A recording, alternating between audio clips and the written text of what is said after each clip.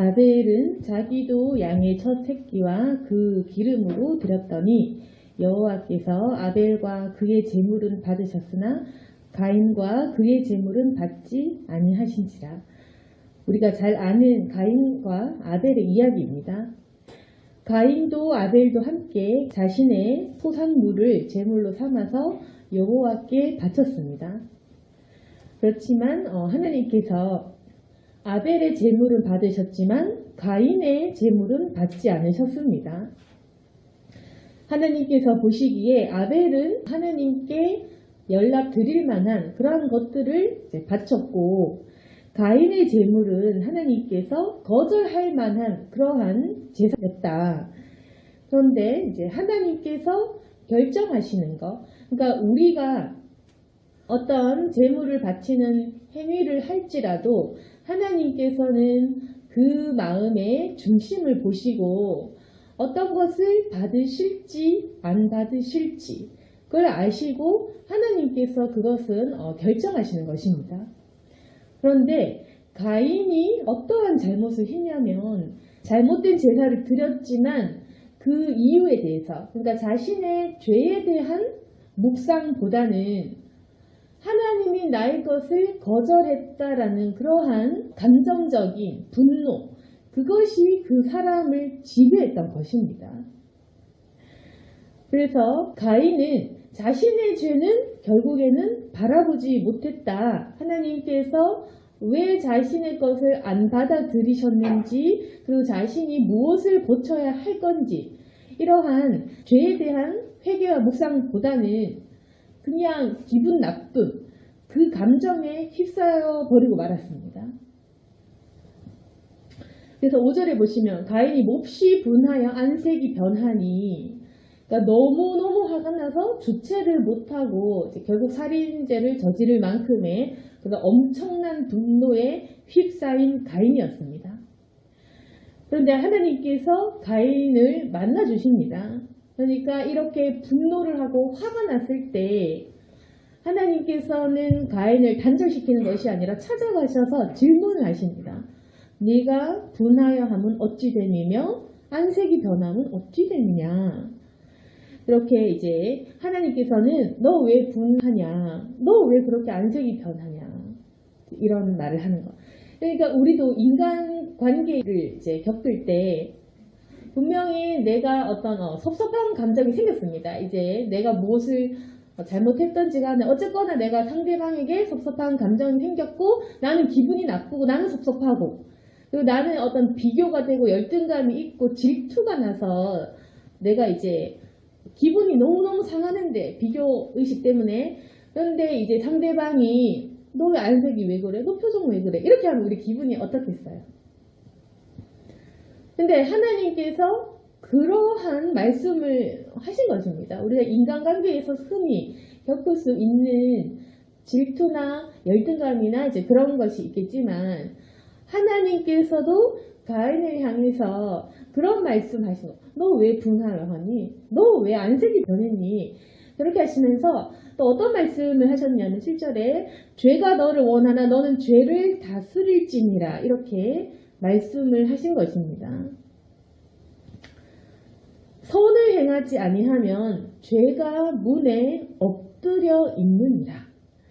그래서 하나님께서 가인에게 하신 말씀은 분명히 너는 너의 죄를 알고 있을 것이다. 너 지금 네가 그렇게 분노하고 아벨을 어떻게 하고 싶고 아벨을 너무 미워하고, 그리고 이제 하나님에 대한 어떤 그런 섭섭함이랄까, 하나님에 대한 그런 원망, 분노, 하여튼 그 기분 나쁨, 이런 것이 있겠지만 너 정말 너 양심적으로 생각해봐라. 네가 선을 행했느냐?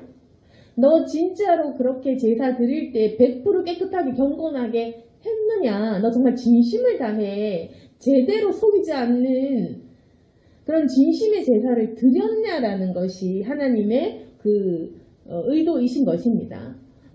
네가 선을 행하면 어찌 낯을 들지 못하겠냐. 그러니까 결국 하나님께서는 먼저 가인에게 하신 말씀은 너 진짜 네 마음에 네가 100% 잘했다고 생각하니? 그거 아닐 거다. 너도 솔직하게 알 거다. 네가 무언가 잘못했다는 거 너 알 거다.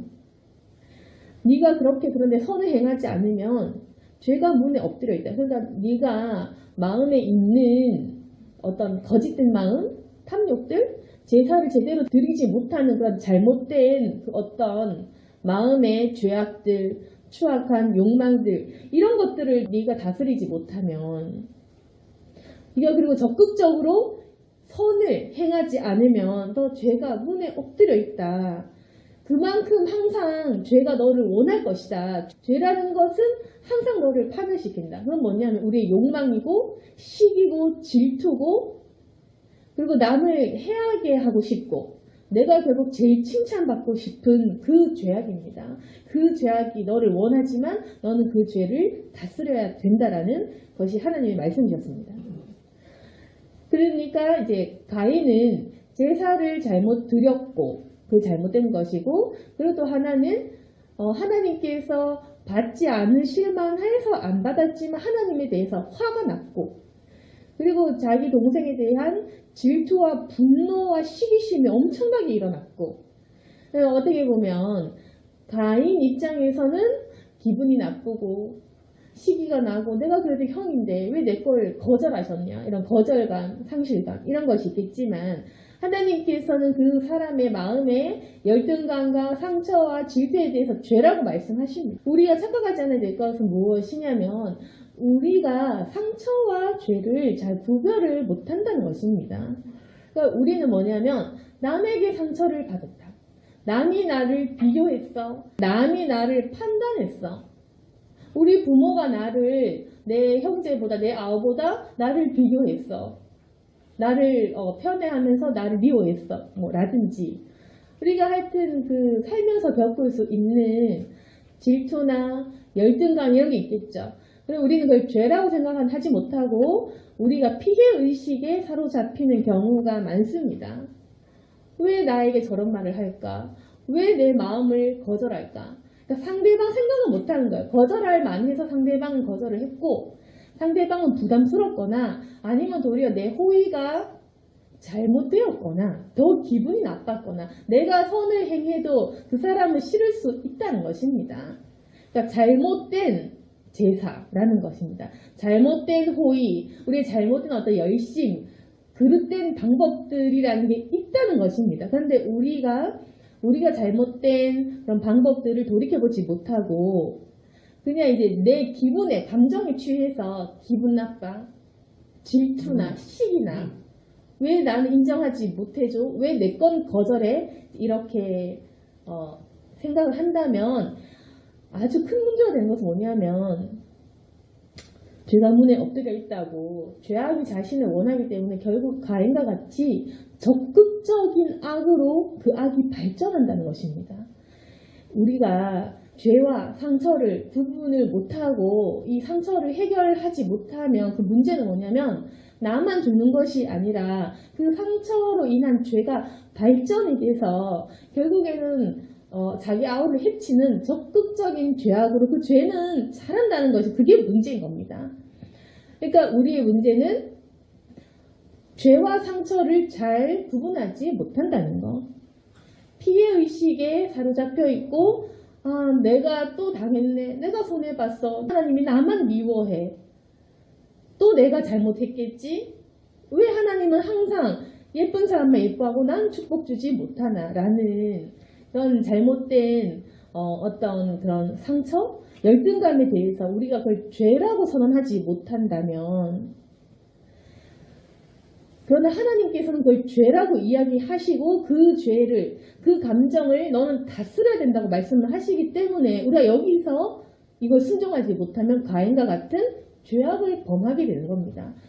우리가 이 마음의 상처를 죄악으로 보지 못하고 그냥 피해의식, 열등감, 질투 이걸 갖고 있는다면 가인과 같은 죄악을 우리가 지을 수 있는 게 뭐냐면 사람을 미워하는 것. 이것만큼 큰 죄가 없습니다. 우리가 가인같이 육신을 해치진 않겠죠 다들. 그렇지만 이게 뭐냐면 가인이 아벨을 돌로 쳐 죽인 것처럼 이런 적극적인 죄악, 사람을 미워하고 해치는 것으로 우리가 발전된다는 것입니다. 물론 우리가 이렇게 남을 해코지할 분들 아무도 없겠지만 그렇지만 우리가 마음으로 충분히 이러한 죄를 짓는 것입니다.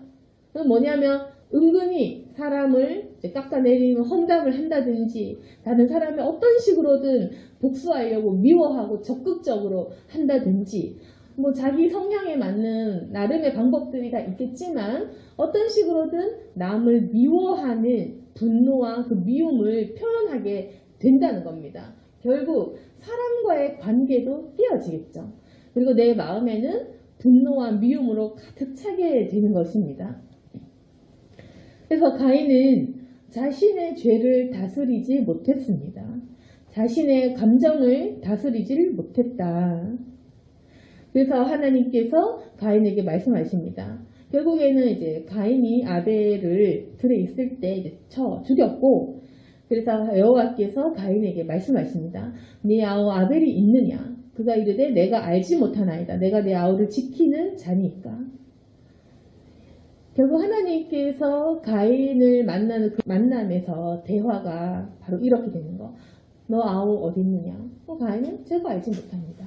그래서 이 가인이 하나님에 대한 그 태도가 굉장히 비꼬고 굉장히 하나님 앞에서 반항적이고 예의도 없고 이제 그렇게 되는 거겠죠. 감히 하나님 앞에서 나 알지 못한다 이 거짓말을 하면서 내가 내 아우를 지키는 자니까 이런 비꼬는 말까지. 그래서 하나님에 대한 이제는 경외심이 없는 겁니다. 왜 이렇게 됐냐면 가인이 원래는 자기가 생각하기에는 자기는 착한 사람, 농사하는 사람, 하나님께 바친 사람. 가인이 보기엔 자기는 괜찮은 거예요. 자신은 아우보다 나은 형이고 자기는 농사를 열심히 짓고 또 하나님께 바칠 줄 알고 가인은 자기가 제일 착한 사람인 거예요. 그런데 하나님이 나를 미워해서 그래서 내가 아벨 쳐 죽인 건데 라는 이 심리가 있는 것입니다. 가인은 당당한 겁니다. 죄를 지었고 동생을 죽였지만 하나님 때문인데 이렇게 되는 겁니다. 그래서 당당한 거예요. 가인이. 가인 입장에서는 나는 하나님 앞에서 똑바로 살 수밖에 없다. 나 원래 그 전에 살인 몰랐던 사람이다. 나는 농사 짓고 아벨도 미워한 적 없고 하나님께 제사도 똑바로 살았다 이겁니다. 그런데 하나님께서 나를 이렇게 섭섭하게 했다. 왜 하나님이 내 걸 안 받으시냐? 왜 하나님께서 나를 이렇게 분노하게 만드냐라는 그런 것이 가인의 그 심리 상태인 겁니다. 그래서 가인은 아주 당당하게 이렇게 나오는 겁니다. 내가 무슨 아벨을 지키는 사람이냐? 난 아벨 알지 못한다. 이러한 이제 회개하지 않는 이 태도는 뭐냐면 하나님에 대한 가인의 반항심을 볼 수 있는 것입니다. 하나님 당신이 나에게 섭섭하게 했기 때문에 내가 살인을 했습니다. 그러니까 하나님이 날 건드렸잖아요. 하나님이 내가 죄짓게 했잖아요. 이렇게 하나님께 우리의 죄를 전가하는 모습을 볼 수 있습니다. 이 죄악이 어떻게 자라는지 아시겠죠? 처음에는 아주 작은 욕망, 어떤 제사 드리는 방법에 대한 어떤 잘못된 아주 어떻게 보면 작은 죄인데 이것이 분노가 되고 이것이 이웃에 대한 사람에 대한 미움으로 변질되고 그리고 그 미움은 결국 하나님에 대한 원망과 단절로 나아간다는 것입니다. 하나님이 나를 살인하는 사람으로 만들었습니다. 이렇게 되는 겁니다.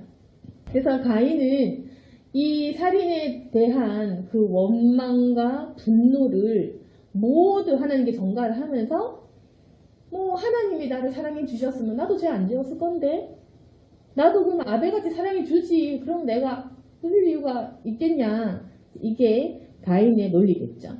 그럼 우리가 생각했을 때 왜 가인은 저렇게 파렴치하게 살인도 하고 떳떳하고 왜 저렇게 말이 많고 왜 저렇게 당당할까. 우리는 가인을 이해를 못하지만 실제로 우리가 신앙생활을 할 때 우리 모습 속에 가인과 같은 모습이 굉장히 많이 있는 것입니다.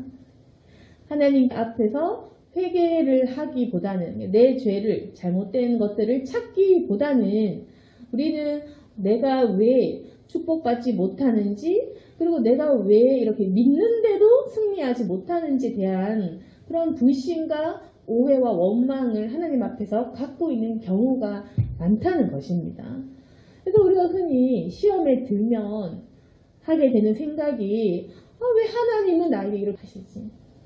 하나님이 저 사람만큼 나에게 좀 해주시면 나도 잘할 수 있는데, 나도 하나님께서 좋은 환경을 주셨으면 저렇게 할 수 있는데 라는 그런 어떤 원망과 내 죄악에 대한 그 원인도 내 속의 죄가 아닌 하나님에 대한 그런 어떤 원망으로 우리가 그렇게 책임을 회피하게 되는 그런 모습이 우리 속에도 있다는 것입니다.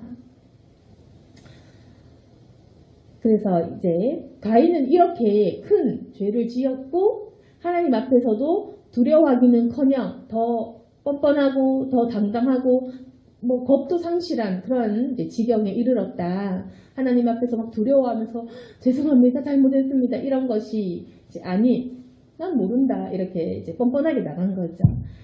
그러면 어떻게 했습니까? 하나님 앞에서 이 인간이 죄를 범하고 죄를 인식도 못하고 그 죄에 대한 두려움도 상실했다? 그럼 어떻게 하겠습니까? 하나님께서 당연히 벌 주시겠죠. 벌을 하고 매를 대는 게 당연하겠죠. 그래서 하나님께서 10절에 네가 무엇에 있느냐? 네 아우의 핏소리가 땅에서부터 내게 호소한다. 땅이 그 입을 벌려 네 손에서부터 네 아우의 피를 받았은즉 네가 땅에서 저주를 받으리니 네가 밭을 갈아도 땅이 다시는 그 효력을 내게 주지 아니할 것이요 너는 땅에서 피하며 유리하는 자가 되리라. 그래서 정확히 저지른 만큼의 그 대가를 치르게 하십니다. 네가 원래 농사하는 자였지? 그런데 네가 가장 원하는 건 땅이지 않느냐? 땅은 가인의 모든 터전이고 먹을 거리고 가인의 모든 것이었습니다. 가인의 욕망의 대상은 바로 땅이었습니다. 그런데 네가 아우를 그 땅에서 돌려쳐 죽였고 네 아우의 피가 흘렸기 때문에 땅에서부터 너의 아우의 핏소리가 나에게 호소한다. 이제는 네가 제일 욕망으로 삼았던, 네가 제일 우상시했던 그 땅에서 너는 저주를 받는 거다. 네가 가장 좋아하는 것이 너를 저주할 거야. 이게 바로 하나님의 징계였습니다. 가인이 가장 좋아하는 그 땅을 뺏어가신 것입니다. 그래서 땅에서 저주를 받아서 네가 이제 밭을 갈아도 다시는 땅이 너에게 주는 것이 없을 거다. 넌 오히려 그 땅을 피하며 도망가는 사람이 될 것이다 라는 그 벌입니다. 그래서 하나님께서 죄악을 회개하지 못하고 돌이키지 못한 사람에게는 이러한 벌을 내리신 것입니다. 그러면 가인의 입장에서는 하나님 정말 너무하신다. 가만히 있는 나를 왜 하나님께서 질투하게 하셔서 살인하게 하셔서 나를 이렇게 벌을 하나 이거겠지만 하나님이 보셨을 때는 사실은 그냥 제사에 대한 그 연락은 사실 이 정도의 그 죄는 아니었는데 그것으로 인한 그런 질투 시기가 나쁜 것이고 질투 시기 때문에 사람을 죽인 것이 너무나 큰 죄이기 때문에 그리고 하나님에 대한 반항과 원망과 아예 하나님을 무시하는 저 인간의 그 그릇된 태도를 고치기 위함인데 하나님께서는 그래서 가인에게 이러한 벌을 내리신 것입니다. 그런데 가인의 그 태도가 또 어떤 것이냐면 가인이 이렇게 얘기합니다. 하나님 뭐 잘못했습니다 이게 아니라 하나님 내 벌이 너무 무겁다. 왜 이렇게 벌을 또 크게 주냐 이제 이 태도. 그러니까 가인의 태도는 시종일관 일관성이죠. 남을 원망하는 뱀과 같은 상태인 것입니다. 한마디로 뱀 들린 귀신 들린 상태입니다. 이 가인. 처음부터 살인도 했고 그리고 하나님 앞에서 회개할 줄도 모르고 하나님 두려운 줄도 모르고 겁도 상실했고 근데 하나님께서 땅에 대한 저주를 선언하시니까 벌이 무겁다 이제 이렇게 계속해서 가인은 하나님이 너무하시다. 하나님이 자기를 벌했다. 하나님이 날 미워했어. 하나님 벌 너무 커. 이겁니다. 사람 죽여놓고 자기 형제를 죽여놓고도 거기에 대한 슬픔과 반성과 자기 어떤 그런 회개보다는 내 벌이 무겁다라는 그런 인식을 가진 그 한심한 가인인 것입니다. 그러면 가인이 뭘 걱정하냐면 가인이 걱정하는 것은 바로 이겁니다. 14절에 주께서 오늘 이 지면에서 나를 쫓아내시온즉 내가 주의 낯을 배웁지 못하리니 내가 땅에서 피하며 유리한 자가 될지라 무릇 나를 만나는 자마다 나를 죽이겠나이다. 그게 뭐냐면 자신은 사람을 죽여놓고 자신은 정작 자신의 생명을 걱정하는 것입니다. 가인의 수준이 바로 이런 것이겠죠. 하나님의 그런 징계를 받는 그 가인은 아직도 정신을 못 차리고 내가 죽겠어요. 이제는 내가 나를 만나는 사람 나를 죽이겠군요. 자신은 동생의 생명을 빼앗았지만 정작 자기는 자기 생명을 걱정하고 구걸하는 그 모습을 볼 수 있는 것입니다. 그리고 가인의 그 태도에서 알다시피 14절에 주가 나를 지면에서 쫓아내셨으니까 나는 그러면 땅에서 피하고 도망가겠네요. 사람들이 날 죽이면 어쩌죠? 이제 계속. 그러니까 이 가인의 태도를 봤을 때 동생에 대한 그런 회개와 죄책감, 슬픔 이거 볼 수 없는 겁니다. 자기 부모에 대한 그런 미안함 이런 것도 뭐 없는 것입니다. 완전히 이것은 양심도 없고 감정도 없는 그런 모습을 볼 수 있습니다. 그냥 하나님께서 나를 또 내쫓네. 하나님께서 이 짐을 날 내쫓네. 역시 하나님 날 미워하시네. 또 내쫓네. 그리고 또 나를 벌하네. 그러면 나는 이제 사람들한테 당하겠네.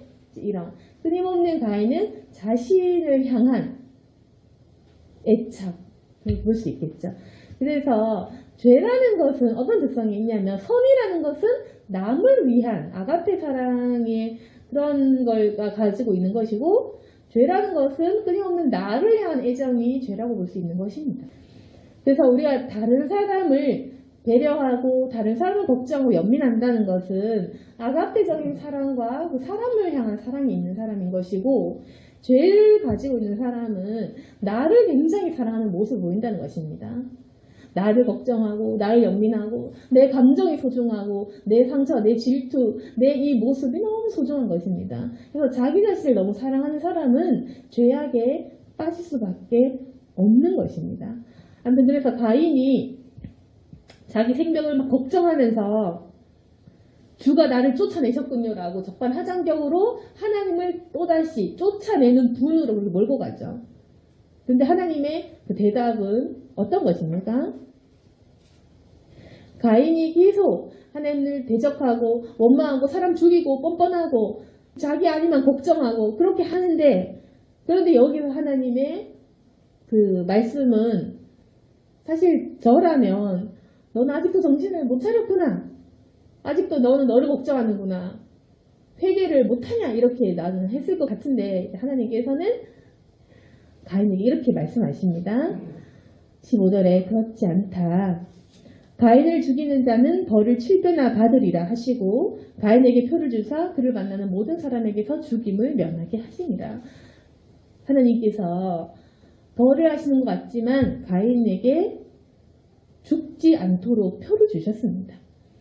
그래서 하나님께서는 가인을 향한 애정을 보여주신 것입니다. 그렇지 않다. 가인아, 네가 만나는 사람마다 너를 죽일 걸 걱정하느냐? 그렇지 않다. 너는 내가 아벨을 사랑한다고 생각을 하지? 내가 아벨만 아끼고 너를 미워한다고 생각을 하지? 그래서 내가 아벨을 너무 사랑해서 아벨을 잃어가지고 내가 너를 너무 미워해서 너를 벌하고 이 아벨을 죽인 나쁜 가인 하면서 내가 너를 벌하고 너를 아주 미워하는 것 같지? 그렇지만 아니다. 나는 너를 죽이는 사람에게는 벌을 7배나 받게 할 거야. 나는 너의 생명도 굉장히 중요하다. 이게 바로 하나님 말씀이십니다.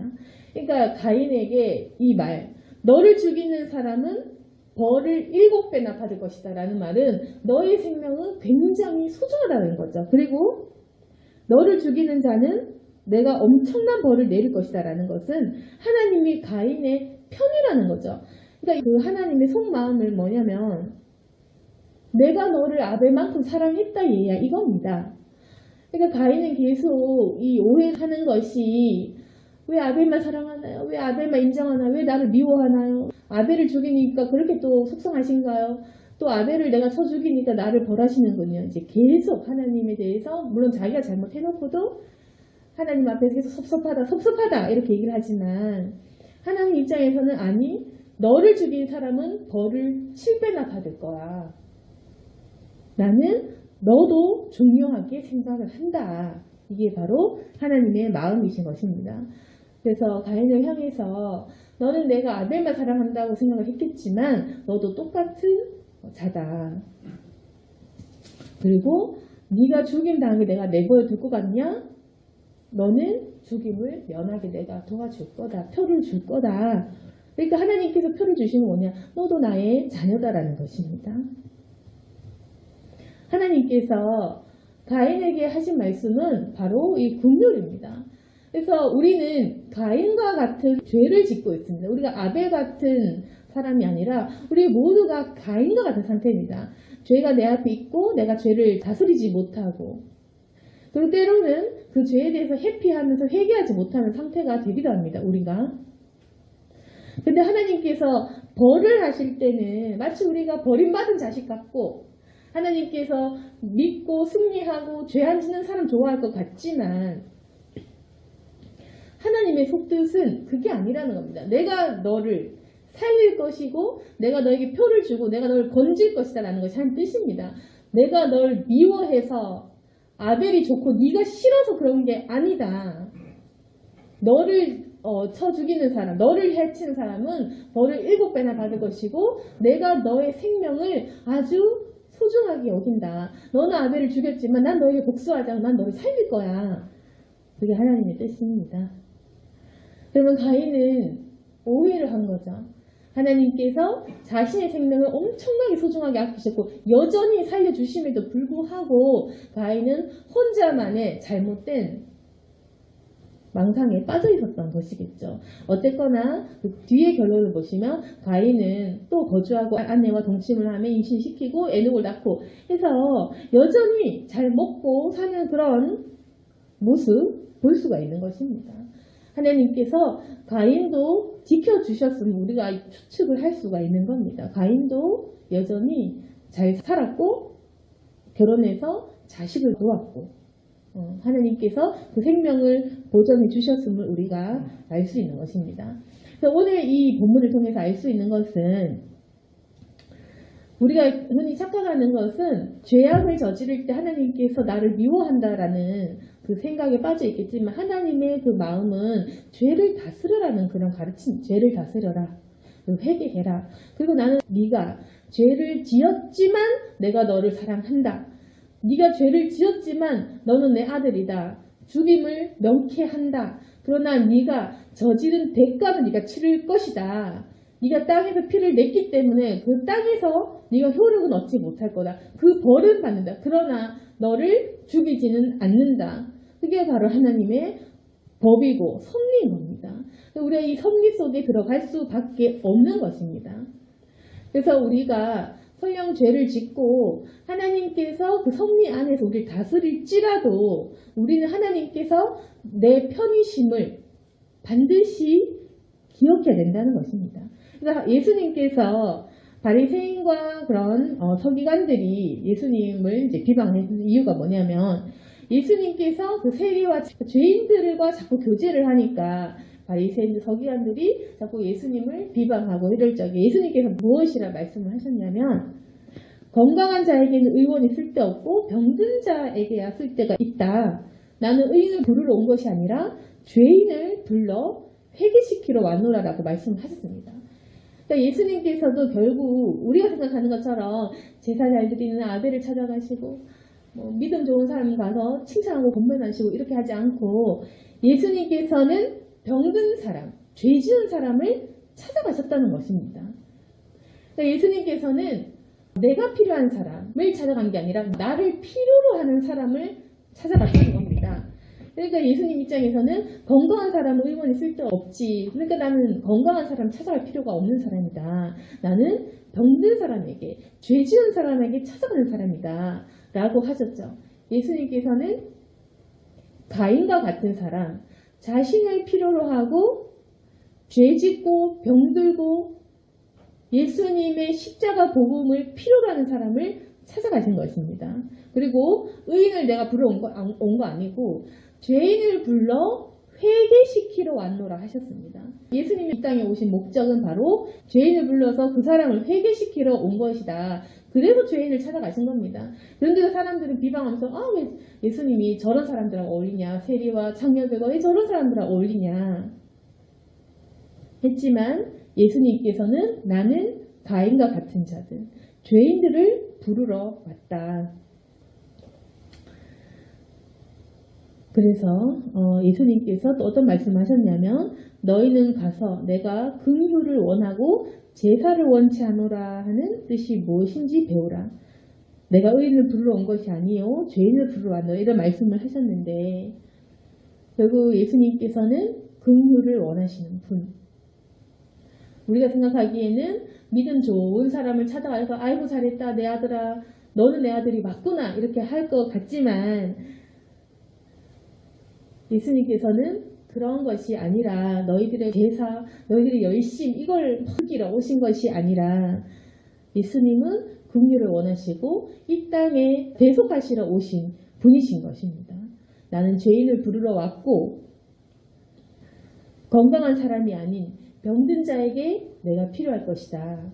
그걸 주시러 온 것입니다. 그렇다면 우리는 예수님을 필요로 하는 사람, 죄 지은 사람인 것입니다.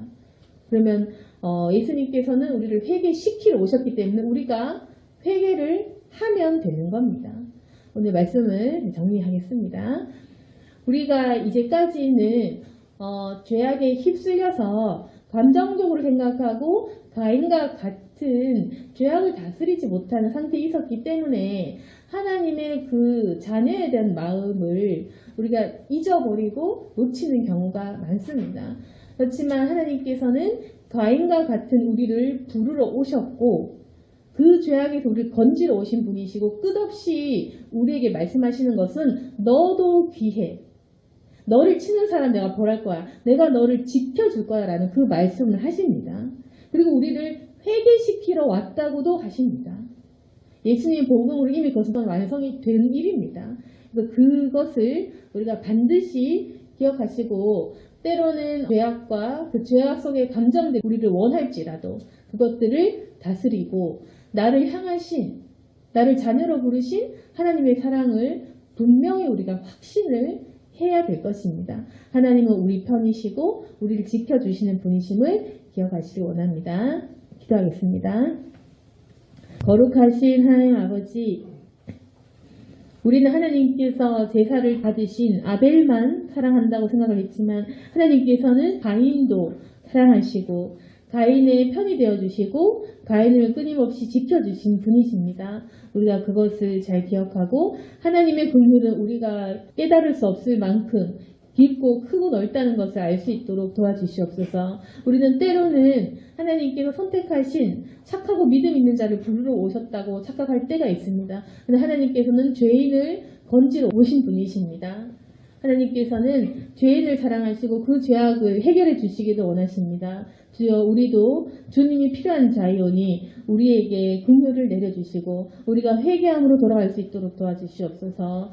주여 이제는 우리가 주에 대한 긍휼을 확신할 수 있도록 도와주시옵소서. 나를 사랑하시는 하나님의 은총을 기억할 수 있도록 도와주시옵소서. 이제 나 자신이나 남을 정죄하지 아니하고 오직 긍휼히 여기시는 하나님의 그 마음과 그 사랑을 기억할 수 있기를 원합니다. 주여 우리가 이제 주님을 더욱 의지할 수 있도록 도와주시고 주님 앞으로 돌아가게 하여 주옵소서. 예수님 이름으로 기도드렸습니다.